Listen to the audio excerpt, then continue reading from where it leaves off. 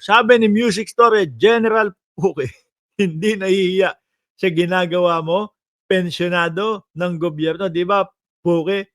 Huwag mong kunin pension mo, general problem. Oh, go lang. Oh, may kay General Pukes. So when we look at this and when we decide, we're not just looking at the political environment of our country. We're also looking at the bigger picture, yung ating for instance, yung ating regional security.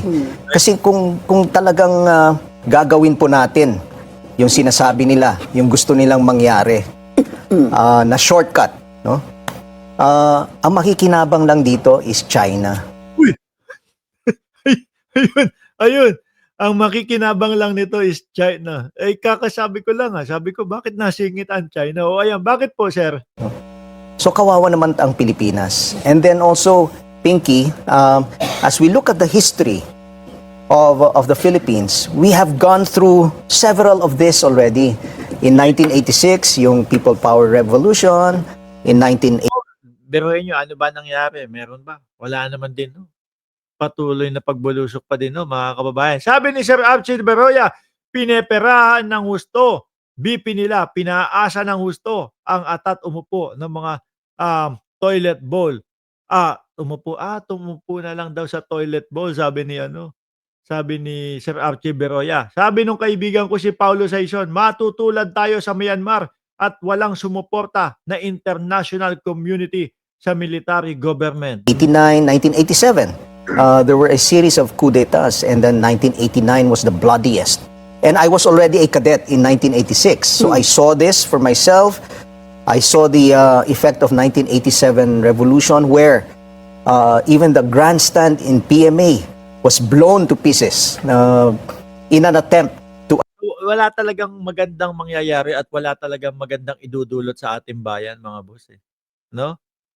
Ang mga DDS, kaya na lang isinusulong nila yan, mga bossing, at kaya na lang nila sinusubukan yan. Kasi alam nila at gusto nila na pumalit agad-agad si Sara Duterte. Kung hindi po nila magagawa na maipalit si Sara Duterte, mga kababayan, nako po, yung mga nadidiscover ni Pangulong Bongbong Marcos at ng gobyerno natin, baka mas malala pa ho.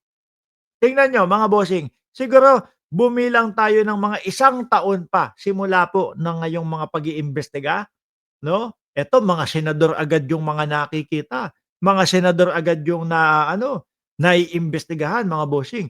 Pero kay dating Pangulong Duterte, ni isa yata, walang naipakulong ho, mga kababayan. Subukan natin ngayon, magbibilang tayo. Ngayon, Nobyembre 26, 2025. Balikan natin, umano tayo sa 26, mga kababayan. Naku po, baka mas malala pa ho. Yan ang iniiwasan nila na mabuko, no?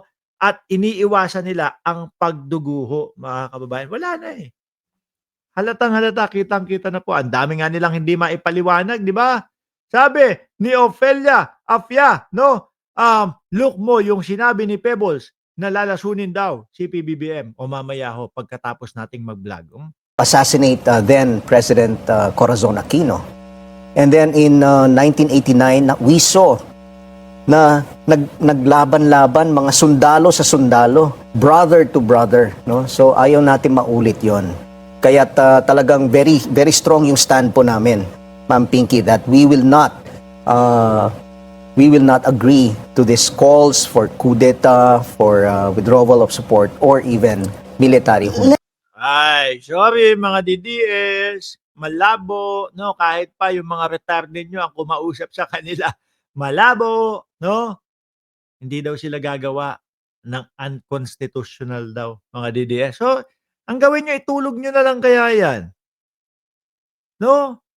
Itulog nyo na lang. Total, walang nangyayari. Di ba? Ano ginawa nila? O ngayon, si Bongbong Marcos naman daw, bangag ulit. Balik na naman ho doon, mga bossing. Paulit-ulit, di ba? O bakit bumalik sila dyan? Kasi nga ho, mga kababayan, wala na silang susunod na kabanata. Naubusan na ho sila ng mga pangbanat kay Pangulong Bongbong Marcos, mga bossing. Di ba? O ano ang sabi sa kanila ni Attorney Larry Gadon?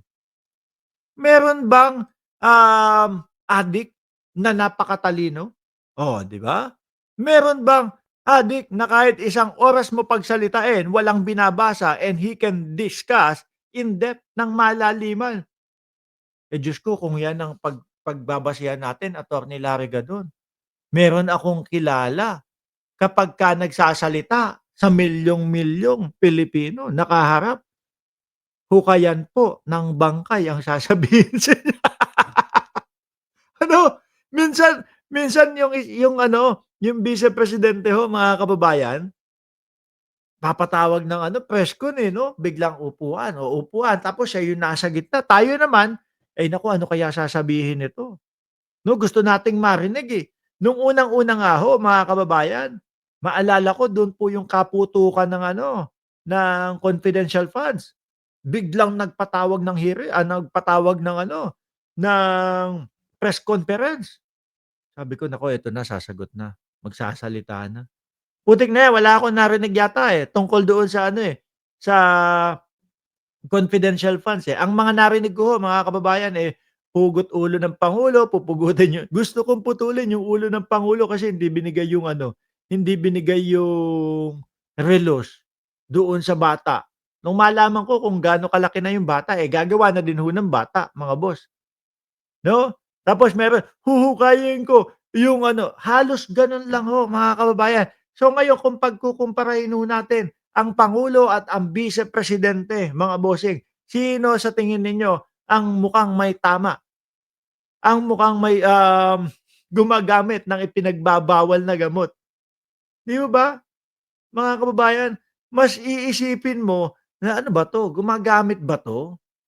Bakit gano'n yung mga sinasabi nito?" Tsaka yung kapagka yung nabwisit na, nanggigil na, kung maalala niyo o yung sumunod na press conference niya kasama yung mga DDS vloggers. Gulat ako dun, oh. Biglang nagsisigaw, biglang, "PI ka BBM." Biglang sinabi, oh, "May nakausap na ako." Eh, ang sabi ko sa kanya, "Kapag may nangyari sa'kin, patayin si Bongbong Marcos, patayin si Lisa Araneta Marcos, patayin si Martin Romualdez. May matino po bang tao na magbabanta sa harap ng milyong-milyong, people o tao? Wala, mga bossing." 'Di ba, ako nga ho simpleng tao, eh. 'Di ba, ako simpleng tao. Pero alam ko sa sarili ko na kapagka ako nagbanta ng isa sa inyo, ay maaari na may kalagyan ako, maaari na makasuhan ako. Eh, yung Vice Presidente, ang pagbabanta sa pangulo, sa unang ginang, at doon sa pangatlong pinakamataas na tao sa Pilipinas. Biruin niyo ho yun. Tapos ang lakas magsalita ng Vice Presidente na kumbaga ipinapaliwanag niya kesyo daw po parang ano, um, adik ang ating pangulo.